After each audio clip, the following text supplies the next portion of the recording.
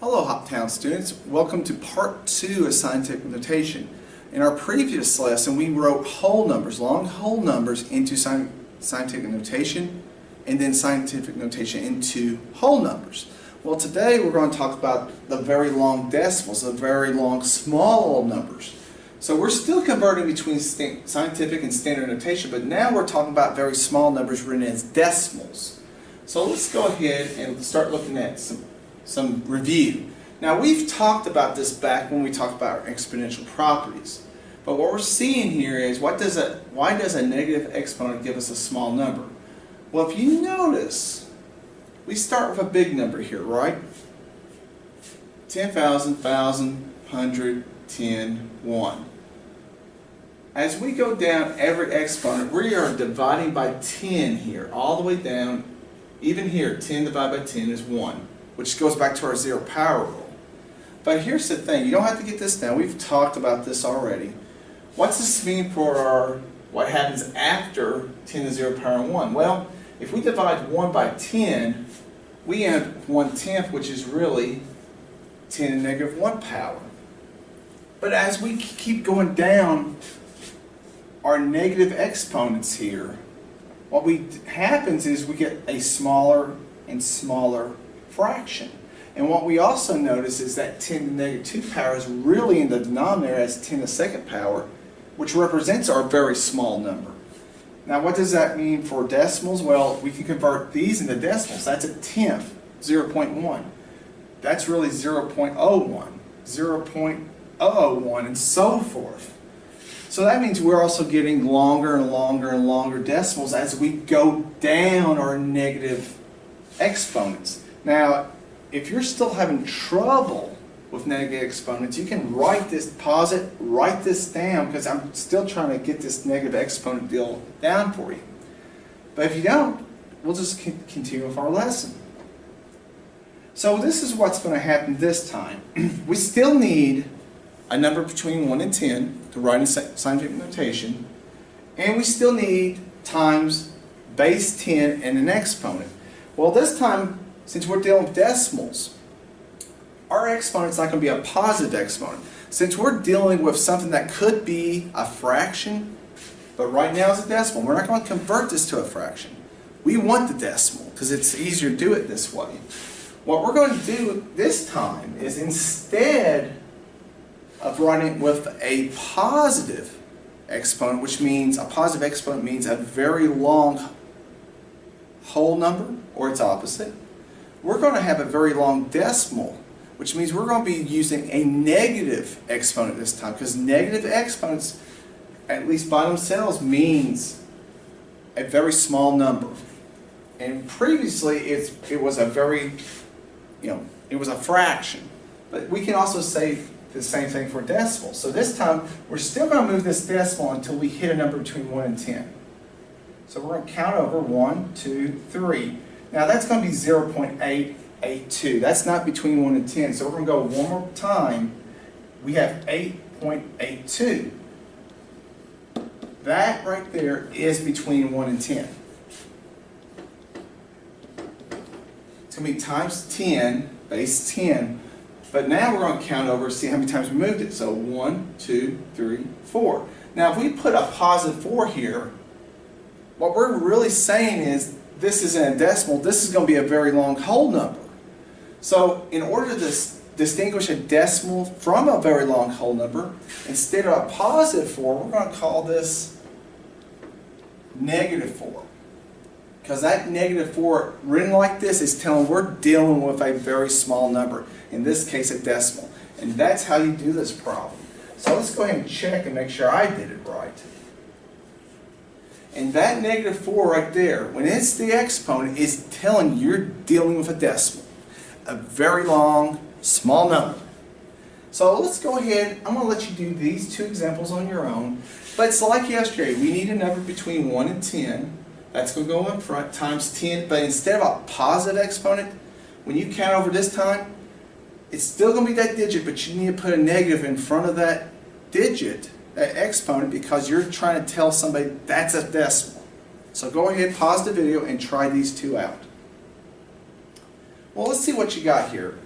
Here, I'm not even going to say what that decimal is, that's not the point. Let's just see what it is in scientific notation. So that our number between 1 and 10 now is 5.9, and the number of times you moved it over to here is 7, but we put that negative sign in front of the 7 to signify that this was a decimal starting out. So let's look at our last example. Well, obviously, since there's a single digit there, your number between 1 and 10 is a 4.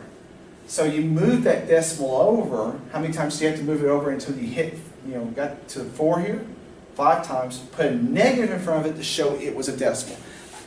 When you just have this right here by itself, it's not in a denominator, it's by itself like this, that's telling you you're dealing with a very small number.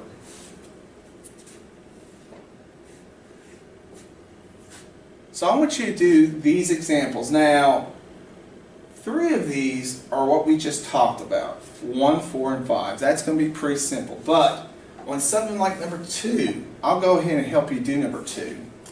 Then you can try out number 3. The first thing we're going to do is write out the 1.248.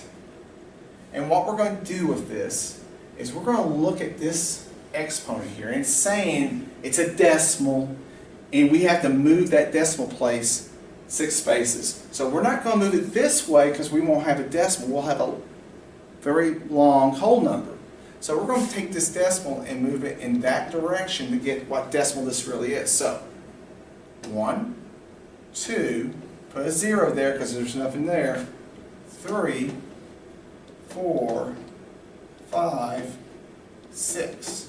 And that last place right there is where your decimal goes. So we have 5 zeros and then 1, 2, 4, 8. So we'll check that in just a second after we do our first example, and we'll check and see if this one's right. But that's our decimal in a nutshell. Try your mental out number 3 and see what happens.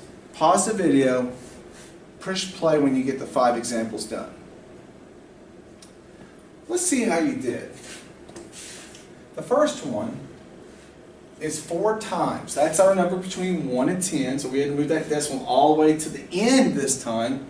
And how many times we moved it? 4, but since we have a decimal, it's going to be a -4 to show we're dealing with a decimal. Let's see the one we did together and see if that's true. There are 5 zeros there, isn't there? And then we got our 1, 2, 4, 8. So that's the decimal that represents. And that's why people tend to use scientific notation, because they don't really want to write even that decimal down. So let's look at number 3. Now this is going to be writing from scientific notation to standard notation like we did on number 2. Let's see what you ended up with. Well, now we got 0, 0, 0, 0, 6, 1, 2, 3. So that's really the decimal form of that, or the standard notation form of that scientific notation. Let's look at what these two are in scientific notation. Now our number here, of course, 3.06. If you move that decimal all the way to the end here, that's 306. You don't want that number. It's not between 1 and 10. We want 3.06. And how many times do you have to move it? 6 times. Put the negative in front of it to show it's a decimal.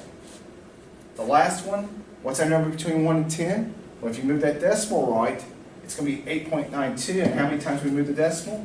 4. Put the negative in front of it to show it's a decimal. Guys, you just got to know, negative exponent on this means decimal, a small number. Positive exponent means a very long whole number. And if you can get those two things straightened down, this is going to be probably one of the easier lessons you'll come across this year.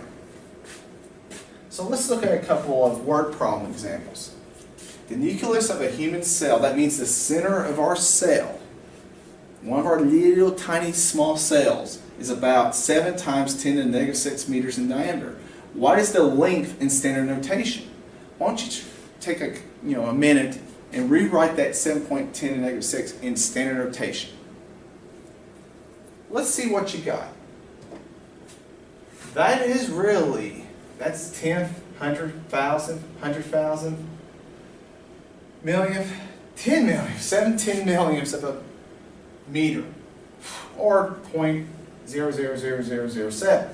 But that's the decimal to this, and you probably can see why some people kind of don't even want to deal with decimals and probably would rather deal with that. It's a mouthful if you actually try to say that decimal. Let's look at another example. Now this one, we already have standard notation. Look how long that decimal is though. Good grief. Whew. A ribosome, another part of the cell, it's not the nucleus, it's another part of your cell, is about 0.00000003 of a meter in diameter. Write the length in scientific notation. Hit pause and come back in a second and see if your scientific notation is right. Do not forget the negative on your exponent. Let's see what you got. If you got 3, that's between 1 and 10, times 10 to the negative 9th power, you moved it 9 times, you stuck the negative in front of it to show it was a decimal to start out with. If you got that, you're ready to go. Today's assignment deals with negative exponents and writing numbers in and out of negative exponents and a few little word problems that could come up on K-Prep. Tomorrow what we're going to be doing is actually manipulating numbers in scientific notation. That means we're going to be adding, subtracting, multiplying, dividing.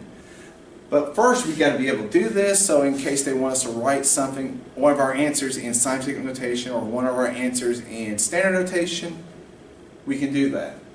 I hope you have a good night and a pleasant tomorrow.